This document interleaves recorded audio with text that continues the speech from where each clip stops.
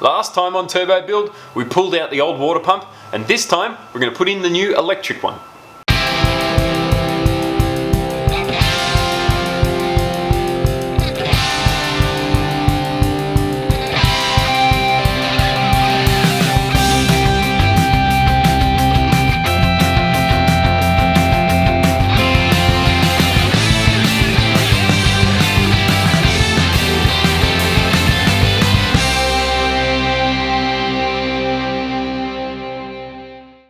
G'day folks, welcome again to another episode of Turbo Build. So last time you would have seen we pulled the old mechanical water pump out of the car, and this time we're going to put in the new electric water pump. And so there's a few things that we need to do to make this work. First of all, I need to get adapters to fit the silicon outlet, to get the out there. We need silicon adapters to get the outlet from here of the water pump to fit to the OEM Mazda size. So these are about 38mm, the Mazda uses a 32mm. So yeah, we need to adapt between the two different sizes because the Mazda hoses just aren't going to fit over the water pump itself, which is a bit of a bummer.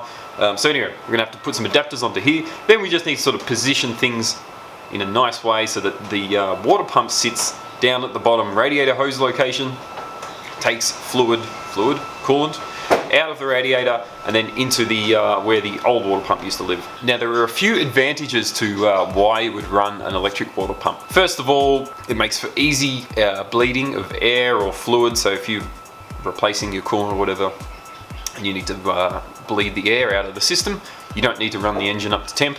You just need to turn on your water pump and it will pump and force air through, or flush the air through. The second thing is, of course, when you go and drive your car, particularly in a turbo car like in this case, if you're pushing it hard and you come back into the pits, you can shut the engine off but keep the pump running, and again help to cool the engine, cool the turbo and that sort of thing. And I guess the last thing is, of course, you can control the temperature with the pump, so you don't necessarily need a thermostat to do that. You can use the pump to maintain a temperature by controlling how fast it spins, or how you're using PWM to control how fast it spins based on your temperature.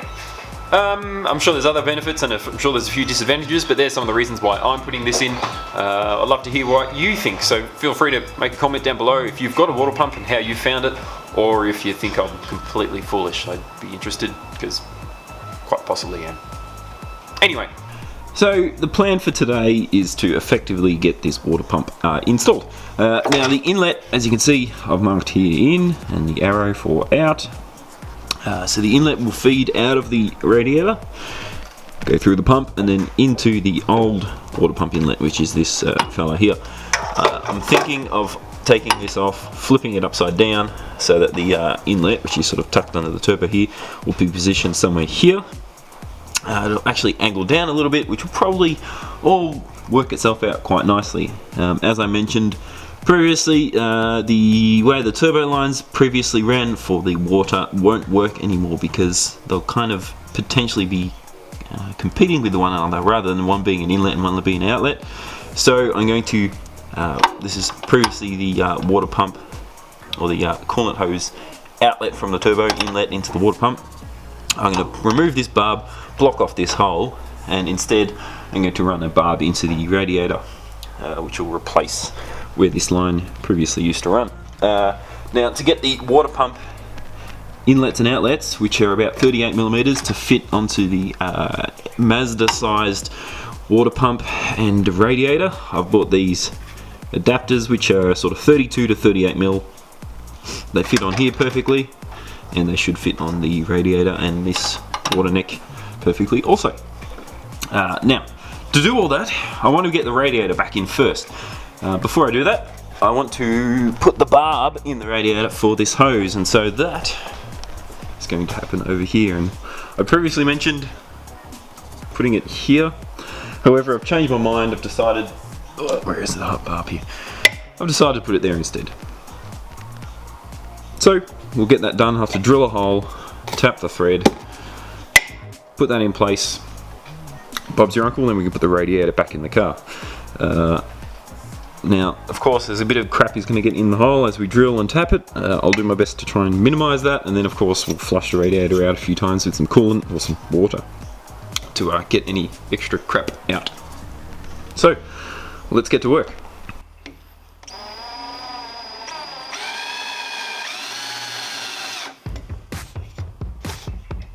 Okay, now to minimise the amount of crap that goes in the radiator, I'll load up the drill.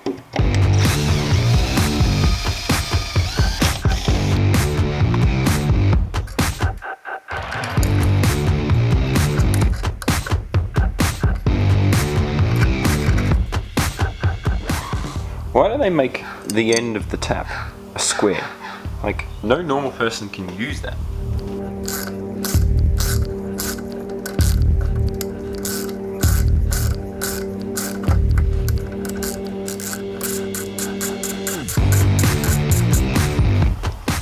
Alright, let's see how this threads on.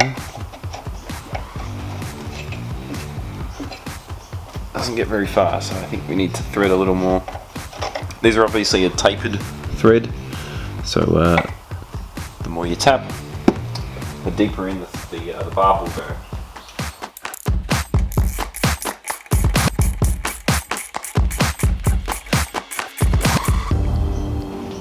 Alright, let's try again. Beautiful. Still a couple of threads left over, but it's pretty much in. So we'll remove it, we'll put some sealant on it, we'll clean out the hole, and that's the radiator done.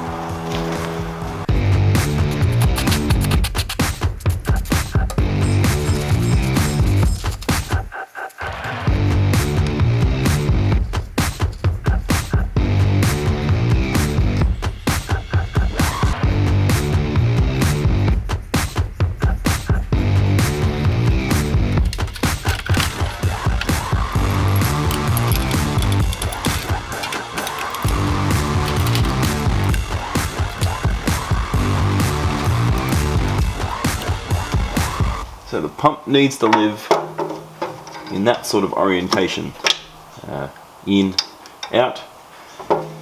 And so if we try and position it near the radiator outlet, it actually lines up reasonably well. Not perfect, but reasonable. You can see the water pump here, and then it's the radiator outlet. So outlet into water pump, through water pump, and you can see how well these almost line up. So what I might do is I'll have to cut this fitting down by about, say, 40 mil here to bring that back across, and it'll almost line up perfectly with here. So yeah, makes for actually a reasonably easy fit. This is unfortunately too short, so the solution is either to put an extender in here somehow, or to make this lower. So I'll have to think about that for a moment. But it all fits up quite nicely, and I'm quite happy. Okay, so with this coolant inlet pipe to the OEM water pump, we're going to remove this, and we need to sort of do a bit of cutting and re-welding. Sort of marked where I want the hose to fit, and unfortunately there's this big lump in the way, so I'm going to try and cut this off, and hopefully I can weld it up, shorten this down by about, as I mentioned earlier, about 40 millimeters. So we'll see how we go. First we'll do this, and then we'll cut this down and see what happens. Oh, that came out fairly easily.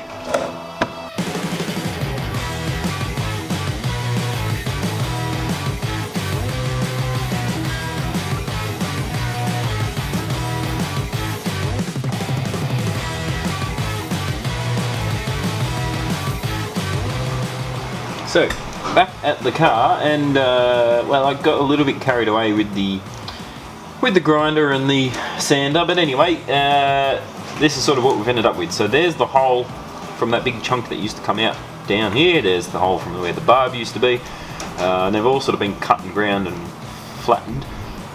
And these two bits now need to go together. To get the exact angle that I want, I'm going to bolt this on, I'm going to stick this in the hose, and we'll see how it all fits up.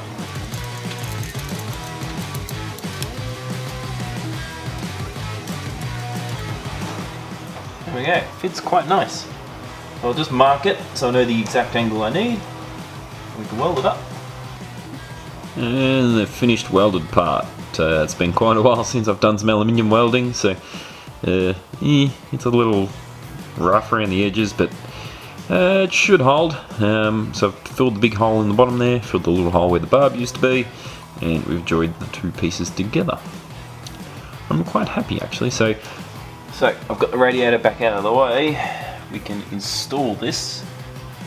Put some gloop on there.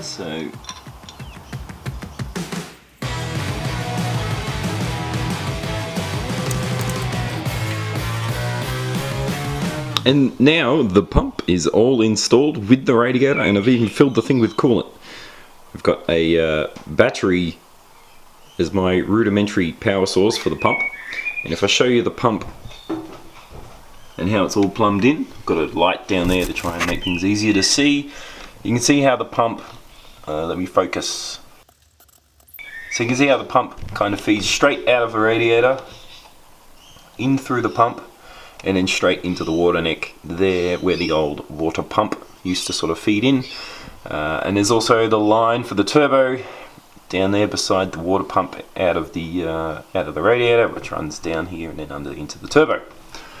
And then, so over here, I've filled it up with coolant. It's a bit hard to see.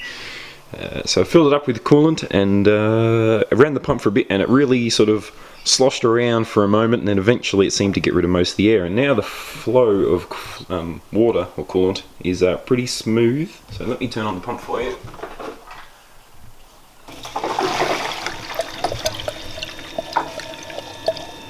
You can see it in there moving, which is kind of cool. And then you can hear the pump running or buzzing away.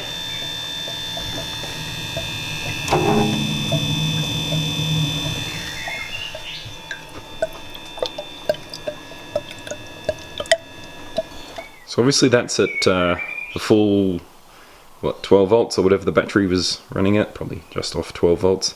Ideally we'll be running in some sort of clever PWM control so that the pump won't be running full blast all the time, only when it really needs to. But that's for another day. Anyway, the pump is now in and it's running. Super cool. Anyway folks, that's it for this video. So we've got the pump in and it's working fantastic. I'm really happy with how it's turned out. Super keen to get it now out on the track. We're getting close to having this car done. Anyway, if you like the video and you enjoy the content and you're new here, don't forget to hit subscribe, like the video, give it a thumbs up. If you want to see us everywhere else, like Facebook, Instagram, and our website and stuff, Google BEAVIS Motorsport, you can find us on all those places. Anyway, that's it from me. Thank you very much for watching. We'll see you next time.